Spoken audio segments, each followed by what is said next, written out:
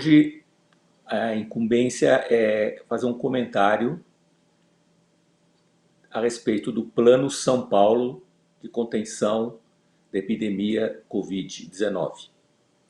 Então, o Plano de São Paulo é um plano do governo do estado de São Paulo, e a primeira observação que eu gostaria de fazer é que é um plano, ou seja, antes nós não tínhamos plano. Então, tínhamos muitas vozes dissonantes, muito desacordo, muito caos, digamos assim. Finalmente vem um plano que dá uma ordem, dá um ponto de referência. Você pode ser até a favor ou contra algumas coisas, mas você tem um plano vivo que pode eventualmente ser adaptado ao longo do tempo e que norteia ações de toda a sociedade, em particular do estado de São Paulo, mas também serve de referência a outros estados. Então, primeiro, parabenizar que finalmente temos um plano. E já está em quase uns 2 meses dele, já está, então, isso é muito bom. Características desse plano. Esse é um plano, não é um plano tão 100% técnico. Ele tem um caráter político também, tá? E procura refletir os anseios da sociedade, os valores da sociedade, né? Até onde estamos a fim de se sacrificar pelo outro dentro da nossa sociedade. Então, uma característica desse plano que chama a atenção é primeiro o seguinte, é uma preocupação de que ninguém vá morrer na porta do hospital, né? Então, há um indicador de segmento do processo da epidemia, que é a capacidade hospitalar, a capacidade dos hospitais, tanto em termos de leito, quanto em termos de UTI, unidades de tratamento intensivo, para que dê conta da demanda em função da Covid-19. Então não está mexendo na quantidade de água que está entrando, digamos assim, né, no processo de transmissão, mas está tomando conta dos seus efeitos, que é a quantidade de pessoas doentes, algumas graves, e que essas pessoas não fiquem sem assistência médica. Então isso é uma qualidade do plano. Segunda característica do plano, que representa um valor da sociedade nossa, que logo no começo tem um conflito, né? Foi que ninguém está impedido de ir e vir, né? Então o plano, ele não, por exemplo, mexeu com o transporte público está aí, acessível, mesmo que represente uma aglomeração no lugar fechado, coisa que tecnicamente em determinados momentos da epidemia se procura evitar, mas o plano assegura esse valor, essa liberdade, digamos assim. Uma outra característica do plano, né, não tem assim, uma ordem, né, são várias características, é que não se mexe em fábrica, não se mexe em construção civil, coisa que num primeiro momento chegou-se em alguns estados, algumas cidades, a cogitar. Então, de fechamento, né? Então, tudo funcionando, todas as fábricas, todas as construções funcionando. Mas uma aglomeração que foi evitada no plano logo no começo são as escolas. Então, a escola de criança fica fechada, né? Então, a parte de produção continua, a parte de educação para. E, principalmente atividades presenciais, né? Algumas escolas continuaram abertas, mas com atividades à distância, principalmente escolas de adultos. Mas as que exigem atividades presenciais, tanto de adultos e as crianças que não têm, que em geral só atividades presenciais, todas essas atividades foram interrompidas. Outra coisa que não está no plano, mas está implícito, né, é que os idosos e os doentes crônicos devem ficar em casa, né? É aquela ideia que no começo alguém falou que se chamaria isolamento vertical, né? Que é do tipo assim, os vulneráveis que se virem, que se protejam, né? Então o plano anda um pouco nessa linha. Outro aspecto político interessante do plano é que ele, e que atende um pouco da jurisdição brasileira do momento, do Supremo Tribunal de Justiça, que é quem dá a palavra final também são os prefeitos. Então, o plano ele é um pouco vago em alguns aspectos para que o detalhamento seja permissível, um detalhamento a cada município. Tá? Então, o plano deixa explícito nesse sentido, que os prefeitos podem não seguir à risca, né? Podem fazer algumas adaptações desde que as justifiquem. Né? A grande característica do plano é que, num primeiro momento, quando a capacidade hospitalar está muito restrita, ainda os leitos, não tem tantos leitos disponíveis, nem tanta UTI disponível, tanto o comércio quanto as áreas de serviços devem fechar as portas. Né? Então, fechar as portas para quê? Não é fechar as portas no sentido de que é proibido o comércio pela internet, é proibido os serviços pela internet, mas é fechar as portas no sentido de que as pessoas tenham que ir aos locais de trabalho. As portas cerradas nesse sentido. E isso é uma única medida, quer dizer, aliada às escolas e aliada às atividades culturais e esportivas, que também foram encerradas, né, para evitar aglomerações. Então, aí seria uma medida relacionada com a transmissão. Não só, eu comecei falando que o plano visava fundamentalmente a capacidade hospitalar, né, para ninguém morrer na calçada, na porta do hospital. E aqui agora, então, a gente já começa a fazer um raciocínio em termos de evitar transmissão. Né? Tem uma série de... Se permitiu algum nível de aglomeração, mas quando a capacidade... É sempre um balanço, né? Quando a capacidade hospitalar está restrita, então essa aglomeração, essa possibilidade das pessoas se encontrarem diminuindo a atividade econômica de cada cidade. Né? E eles chamam isso de fase vermelha, quando tudo está fechado, que é o momento que a gente está vivendo no interior de São Paulo, na região de Registro.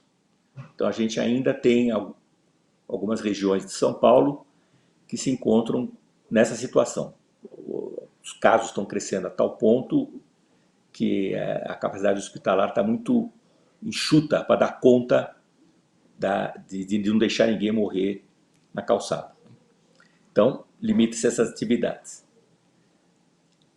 Isso é uma outra característica do plano. Ele divide o estado, em 17 regiões. Então, ele permite uma análise sub-regional, não um único pacote para o estado inteiro. Tá? Você pode ter circunstâncias diferentes em cada uma das regiões. Tá?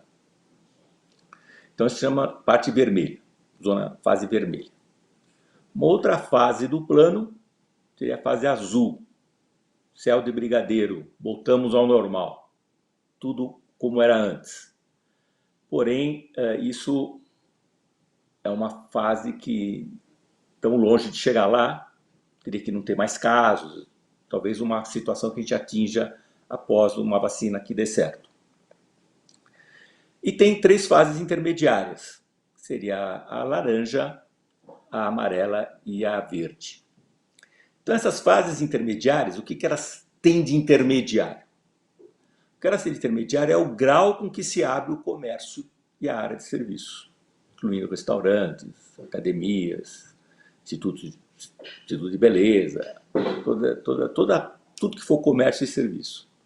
E, fundamentalmente, é uma graduação, tá? Então, entre a laranja, a amarela e a verde, é uma graduação das horas em que esses serviços podem ficar abertos para atender o público e da quantidade, o volume de pessoas que podem entrar nesses ambientes fechados.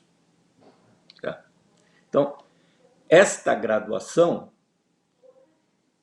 você só tem alguns parâmetros para você identificar de que momento você passa de uma graduação para outra. E aí, esses indicadores são, de novo, indicadores relacionados à capacidade hospitalar, né, que seria então a proporção de leitos sendo utilizados para a Covid, proporção de leitos de UTI sendo utilizados para a Covid, então, conforme eles vão caindo essa proporção, se cair um determinado número, se mantiver isso por 7 dias seguidos, por exemplo, aí você pode passar para uma outra fase. E no caso da transmissão, seria mais ou menos o número de casos internados, né, com a definição de que só os casos sintomáticos graves é que são internados, né, queixa respiratória. Então, esses casos internados, você faz uma média dos últimos 7 dias. E você vai acompanhando essa média dos últimos 7 dias, você compara com os 7 dias anteriores. Então, é uma média de uma semana comparado com a semana pregressa. Mas você repete isso todo dia, né, fazendo média dos 7 dias últimos com os 7 dias anteriores a esse período. Se a tendência de casos internados começa a cair, isso se perdura por 14 dias, por 2 semanas seguidas, você já pode pensar em mudar de fase. E algumas atividades, somente do ponto de vista de eventos culturais e escolas, eles falam em 28 dias, quer dizer, precisa de 4 semanas de uma tendência seguida de queda. Tá? Então, é uma queda proporcional aos números anteriores. Tá? Então, é uma coisa meio do tipo assim, se a gente está com a capacidade hospitalar um pouco ociosa, consegue absorver mais casos, então a gente libera mais aglomeração, a gente libera mais gente se encontrando, mais gente para ficar doente. Então é uma coisa meio esquisita, né? Quer dizer, o plano não é para acabar com a doença, se diminuir a doença, mas é para administrar, fazer a gestão da doença. Se você vai e faz um balanço com a economia, né? Com o PIB, digamos assim, né? O Produto Interno Bruto, com a capacidade de produção de riqueza da sociedade. Na medida em que o número de casos vai diminuindo, porque, quer dizer, então aquelas medidas restritivas estão funcionando, você abre mão delas, libera mais ainda as relações da sociedade, os encontros, os contatos, para voltar ao que era antes, quer dizer, voltar a ocupar leitos hospitalares, voltar a UTI. Claro que não é bem necessariamente isso vai acontecer, mas pode acontecer. Quer dizer, ele é desenhado para manter um equilíbrio. E é mais ou menos o que a gente está vendo. Não é à toa que nós estamos num platô de casos, num platô de óbitos. Porque a ideia é mais ou menos essa mesma.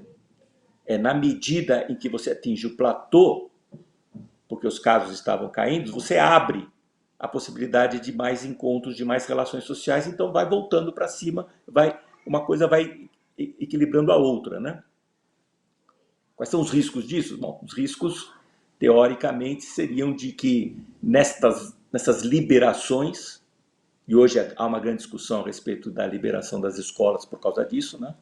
Quer dizer, na medida que você vai liberando, a possibilidade de voltar a ter um crescimento muito rápido, exacerbado, e as pessoas até falam, se isso acontecer, as fases voltam para trás. Quer dizer, quem está na amarela volta para laranja, quem está na laranja volta para vermelha. Né? Não se quer isso. Então, se faz as coisas paulatinamente e as boas notícias parece que como tem várias ondas acontecendo ao mesmo tempo, né? Está atingindo vários bairros, umas cidades grandes, né? E as cidades do interior, cada hora é uma que está num momento exacerbado de pico, depois cai. A gente está observando isso, uma queda, né? Um vai e vem muito acentuado em alguns lugares, o que está permitindo falar que deve ter uma resistência maior do que a gente imaginava, o que é uma notícia boa para um plano desses. Quer dizer, o risco de voltar para trás parece menor por enquanto, porque uma outra característica dessa doença, como toda doença respiratória, é a sazonalidade. Se a gente não tiver vacina, aí até o ano que vem, vacinação em massa, é possível que a gente tenha que voltar para trás, ter novos voltar a ter uma grande quantidade de casos. Também a gente não sabe se é só por causa desse acúmulo de resistentes, né, ou o inverso disso, de pessoas suscetíveis, ou porque tem muita gente em casa, né? Eu sou da geração já acima de 65, está todo mundo em casa, os meus amigos, a gente fica nos WhatsApp do grupo aí, mas já já, se é para liberar, de repente as pessoas começam a botar o nariz para fora, sair, e aí você tem um conjunto de pessoas vulneráveis que conseguiram se manter até agora, desde o começo, em situação de isolamento, que também por questões de saúde mental, de relações sociais, etc., vão se arriscando cada vez mais e podemos voltar também a ter uma onda em cima desses casos que hoje não estão aparecendo. Então essa é a lógica do Plano São Paulo.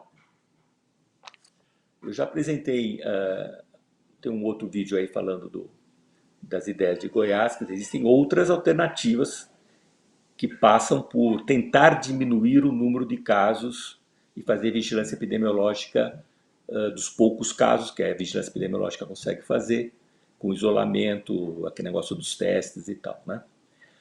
Esse plano não nega isso. Tá? O plano acha que quem puder fazer teste que faça, quem puder continuar fazendo as medidas de contenção da transmissão, que faça da melhor forma possível. E, nesse aspecto, faz parte do plano tal dos protocolos por setores econômicos. Então, isso é uma coisa muito importante também. Quer dizer, tá bom, fábricas abertas, construção civil aberta, comércio pode ir abrindo, mas para cada tipo de comércio você tem um plano de barreiras à transmissão nesses locais, nesses ambientes fechados. Então, isso é importante, porque não basta só a população ter a atitude de usar máscara, de não pôr a mão no rosto, como acabei de pôr, de lavar as mãos, indo e vindo de casa para o serviço, qualquer lugar que ele entre, né? Entre em ambiente fechado, sai sempre lavando as mãos, sempre máscara, principalmente em ambientes fechados, e a questão do distanciamento, que isso é muito importante, também é difícil de manter, distanciamento é importante. Então, essas medidas continuam, e há um incentivo e um guia, né, norteador para que as empresas façam barreiras para diminuir a transmissão nos locais de trabalho. Agora, não é uma medida legal, imperativa, no sentido de que a vigilância sanitária vai lá e fecha uma empresa ou alguma coisa assim, que não tiver colocando essas barreiras, né? São sugestões. Então, esse é um dos problemas também do plano, porque você vai permitindo abrir, é um plano teórico, você não tem como fiscalizar a sua aplicação, né? Você fala, não sei, lá no laranja diz, 4 horas por dia, seu instituto de beleza pode abrir. Depois vai para o amarelo, agora é 6 horas. Ninguém está sabendo que no bairro tal era 4 horas e não 6 horas, se essas 4 horas foi de manhã, as 4 horas foi à tarde, no fim é 8 horas de manhã e de tarde.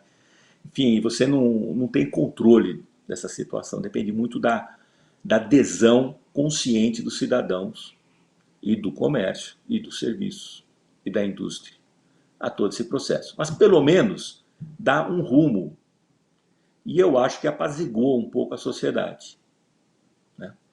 Agora, os vulneráveis continuam por sua própria conta, né? E todo mundo aí ainda esperando a santa vacina para resolver de vez esse problema. Então paro por aqui e é assim que nós vamos levar essa epidemia, pelo menos foi o jeito brasileiro, o equilíbrio com os nossos valores, com o nosso amor pela vida dos outros, né? A gente sempre teve problema com isso, né? A gente tem epidemia de motoboy, de motociclista que morre aí nas ruas, mais de um por dia, então nunca, né? Epidemia de homicídio nas periferias. E agora vamos ter epidemia de velhinho por Covid-19 e doente crônico. A gente já aprendeu a conviver com essas mortes, né? Que poderiam ser evitáveis se a gente se organizasse de outro jeito. Mas é isso. Então, São Paulo está assim, em geral, o Brasil vai imitando um pouco São Paulo, vai adaptando, em alguns lugares ainda um pouco mais, um pouco menos. Tem lugar que ainda se fala em lockdown, que é em São Paulo, ninguém quer ouvir falar.